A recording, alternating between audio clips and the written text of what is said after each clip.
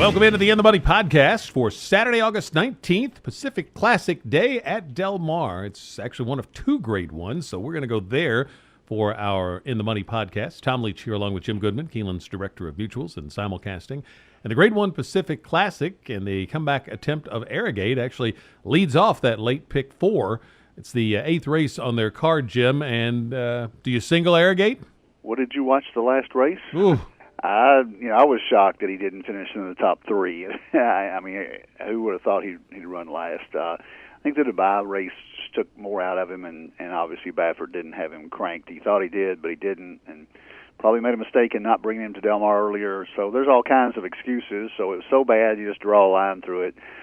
But there's two more horses in here that I can't throw out. I mean, they've gotten better at the right time, and I can't assume that Arrogate runs back to his previous form. If he does, he wins the race, obviously. He's the best horse in the country. But I'm going to use him thinking that he will snap back. I think if something were wrong, that Baffert wouldn't be running him. So I think he will snap back, but I don't think he's a lock by any stretch of the imagination. Accelerate the 3, obviously caught Arrogate on a bad day, got a perfect unchallenged lead, and won by 8 lengths. Unless Donworth goes to the lead, that could happen again, but I'm guessing that between Collected and Arrogate, they won't let him get away with as easy a lead as he got last time.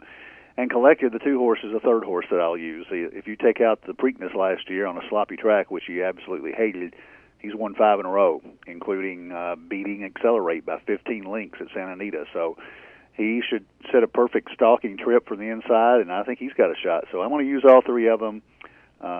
It's going to be interesting to see how they bet Arrogate, because if they bet him down based on his reputation, he may be 3-5 or 4-5 again. I don't think he's worth that. I think if you can get 2-1 on him or 5-2, that might be a good win bet. But I think the other 2 have a shot, and I'm not convinced that Arrogate is going to be back all the way yet. I am right there with you. That race was so bad that I just can't fully trust him.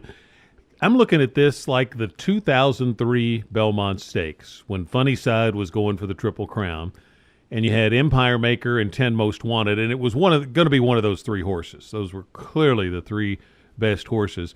And the Exacta box, with the Exacta with Empire Maker over 10 Most Wanted, came back like $40-some. I don't think you'll get that high a price here, but if you get Collected Accelerate or Accelerate Collected, I think you're going to get an overlay price in the Exacta. So I'm just going to box those 3 and hope that it comes 2-3 or 3-2, and it'll pay more that way. So you could play a heavier box on 2 and 3, and then save with Arrogate, boxing him with each of the other 2 if you want to try that way. But I think it's got to be one of those 3, and I'm like you. I just can't single Arrogate, which is going to make that pick 4 really tough to narrow down when we get to that in a minute. But we're going to go to the other Grade 1, which is the Grade 1 Del Mar Oaks, 2 races later, the 10th.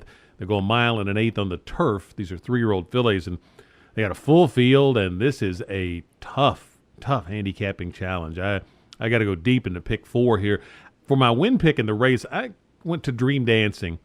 I think the Eastern 3-year-old fillies are better, and she's been dancing with the best of them. And I think she gets maybe a little class relief. And I like that Le Perou's going all the way across the country to give up a day to ride her. And I think Mark Cassie's done well at Del Mar in the past, shipping horses out there. So I'm going to take Dream Dancing to get away from La Coronel and Proctor's Ledge and some of those, and to win this. But it's not like her speed numbers tower over these, so I've got to spread out. I like a couple other horses on the outside, Pacific Wind and Beau Recall. Not wild about the post positions. Storm the Hill and Madame Dance-A-Lot are 2 more that I'm going to include. I'm going to key off Dream Dancing and Exactas in the race with those 4. If you want to add one more, I'd take a look at Vexatious. She's got a big turf number on her pedigree. She hadn't been on it, but she has kept really good company too. So she could jump up and run well on the grass. So I'm going to use all of those with Dream Dancing as the key horse in Exactas. Dream Dancing, my win pick in the Del Mar Oaks. How about you? I agree with most of the horses you talked about, but I had Dream Dancing written down as the top pick simply because she's so competitive with those Graded Stakes back east. But she's shipping cross country. I went with Madame Dance-A-Lot, and it's basically the performance that she showed in the San Clemente. She came off the down the hill at Santa Anita, where she's kind of a specialist there, and ran a 90 buyer, ran them down from, she was 11 lengths off the pace after a half mile, and was 21-1, and stretching out from a mile to a mile and an eighth is a question mark, but she ran well that day at Del Mar, and you never know how those eastern fillies will react to Del Mar's turf course. So I'm going to take Madame Dance-A-Lot to the 2, but I'm certainly not going to single her in the pick 4. I'm going to use 4 other horses. Beau Recall, the 12, who ran behind Surcat Sally, who was undefeated before she injured herself in the honeymoon at Santa Anita. She shipped to Belmont, didn't run that well in Belmont Oaks, but they're bringing her back home. I think she's got a shot. I don't like the 12-hole. Vexatious, first time on turf. I like her a little bit. Dream Dancing, certainly you got to throw in there. And then Conte Partiro is a filly that intrigues me a little bit. She won at 20-1 in Royal Ascot in a $100,000 stakes race. How does that compare to these fillies? I don't know. And she's stretching out to a mile and eight. So it's a real, talking about shipping, they went from Belmont to Ascot back to the West Coast. So Wesley Ward has her, and I think she's got a shot at a price. So those are the 5 I'm going to use. I'm going to use Madame Dance-A-Lot on top of the ticket, the 2 horse.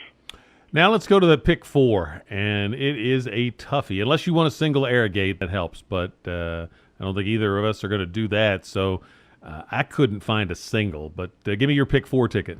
All right, pick 4 ticket starts off with the 3 logical horses. I would imagine that I would be alive after the first one. 2, 3, 8 collected, Accelerate, and Arrogate. The 8, if I'm not alive, it's going to pay boxcars. So the 9th race is where I narrowed it down a little bit because I couldn't narrow down the others. So I kind of put myself on a budget, and I could afford 2 horses in here. I almost singled Americanized, the 8 horse, for Simon Callahan. He got him back from O'Neill. Got an 84 buyer last time out at Del Mar at 6.5, shortens up to 6 furlongs. Has never run a bad race except for the fact when he stumbled at the start 2 back down the hill at Santa Anita. So I think that back on the dirt, Flavian Pratt is obviously riding very well now, competing for the title. So Americanized is my choice there, but I'm also going to use Edwards Going Left, the 10 horse for John Sadler, who comes out of a $150,000 stakes race at Del Mar and shortens up from 7 to 6. So with outside speed, I think Tyler Bays has a real shot here. So that's the one I'm going narrow on with the 8-10. So I'm going to go 3 in the first leg, 8-10 in the second leg. 5 horses that I mentioned in the Del Mar Oaks, which would be the 2, 5, 7, 10, 12, with Madame Dance-A-Lot's 2 being my top choice. And then in the last race, it's another race that you pretty much got to spread. It's a wide open maiden special weight for fillies and mares. So I've got 5 horses there. Most of them come out of the same race. Haley Rochelle, the 2, Hope She Will, the 3, Laney, the 8, all came out of the same race. I'm also going to use Meet and Greet, the 1, a first-timer for Phil, who's working really well.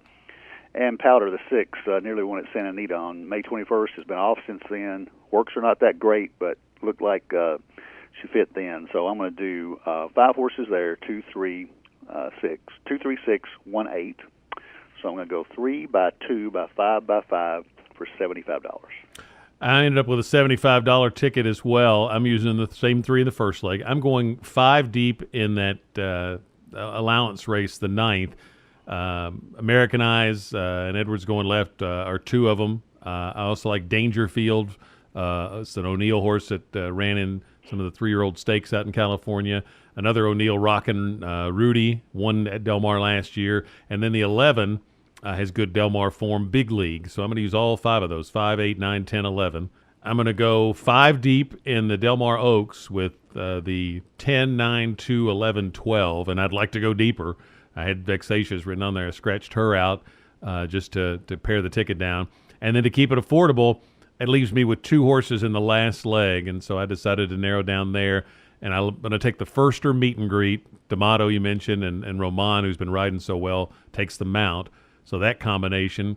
And then I'm going to include, I'm going to take Laney, the 8, good race over the Del Mar. And I like Bejarano riding. So I kind of focus on jockeys and trainers in races like this sometimes. And I think those 2 kind of separate on that front. Powder, I also like, but I scratched her out to keep the ticket at $75. if you want to add, if your budget allows, add powder and go 3 deep in the last leg. But I'm going to just use the 1 and the 8, make it a $75 ticket. So that's we're in the kind of in the same vicinity and the same budget. So it's a tough one because there's just I couldn't find any place to single. Best of luck on Pacific Classic Day. You've got the Grade 1 Alabama at Saratoga as well. So it's just a great Saturday of racing, typical for this time of year with Saratoga and Del Mar. Kentucky Downs with those big fields is coming early next month as well. For Jim Goodman, I'm Tom Leach, and that's the In the Money podcast for KeenelandSelect.com.